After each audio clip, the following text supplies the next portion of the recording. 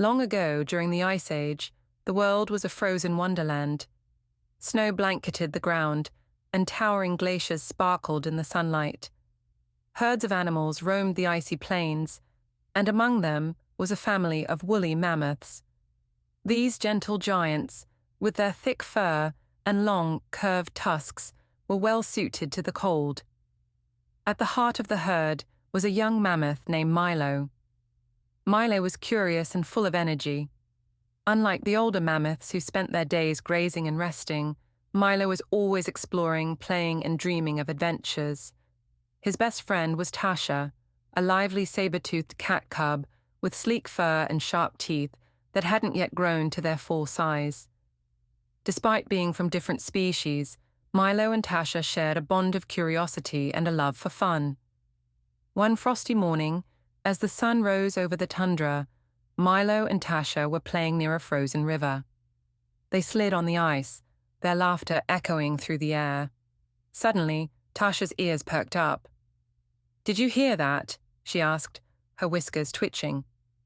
"Hear what?" Milo replied, his large ears flapping. "It sounded like someone calling for help," Tasha said. Milo stopped and listened carefully.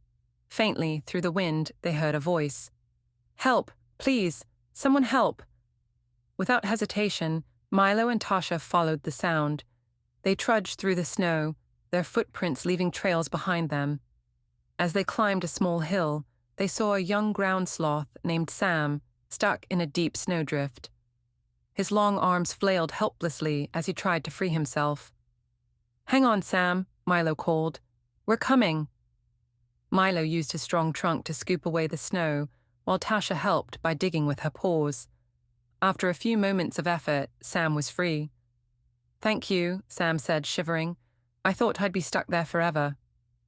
"What happened?" Tasha asked.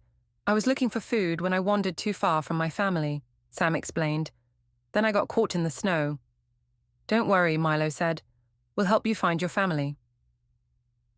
As the trio began their search, they passed through a forest of frost-covered pines. Birds with shimmering feathers flitted from branch to branch, and the air was filled with the crunch of snow beneath their feet. Sam pointed to the horizon. "My family was heading toward the warm caves. They said it's a safe place where the cold can't reach us."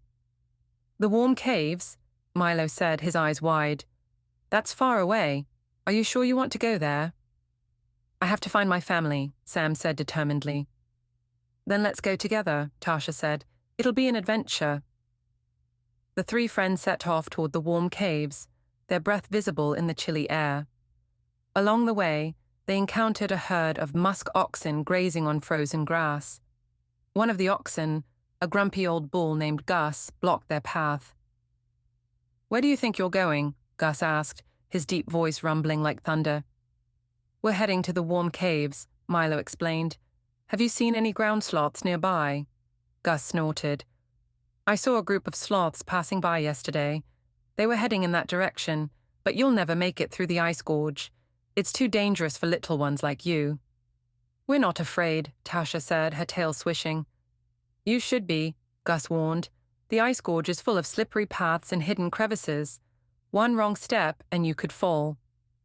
Despite Gus's warning, the trio decided to continue. "We'll be careful," Milo said.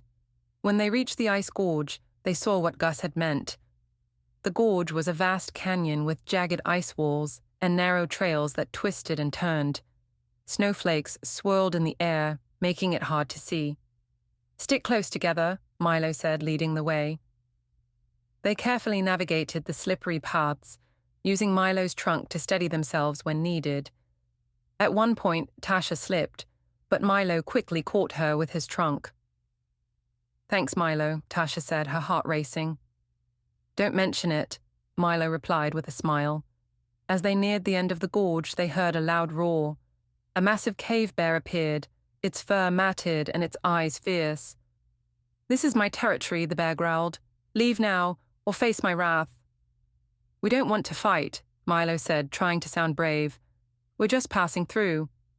The bear stepped closer, its claws scraping the ice. No one passes through without a challenge. "What kind of challenge?" Tasha asked. A test of courage, the bear said. Cross the frozen bridge without falling, and I'll let you go. The frozen bridge was a narrow sheet of ice spanning a deep crevasse. The trio exchanged nervous glances, but they knew they had no choice. I'll go first, Milo said, stepping onto the bridge.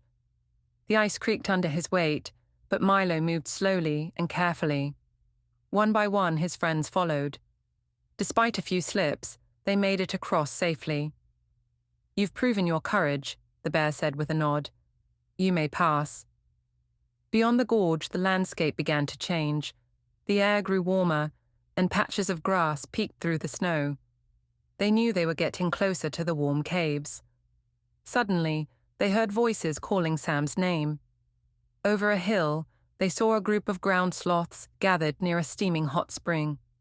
Sam's face lit up. "Mom! Dad!" he cried, running toward them.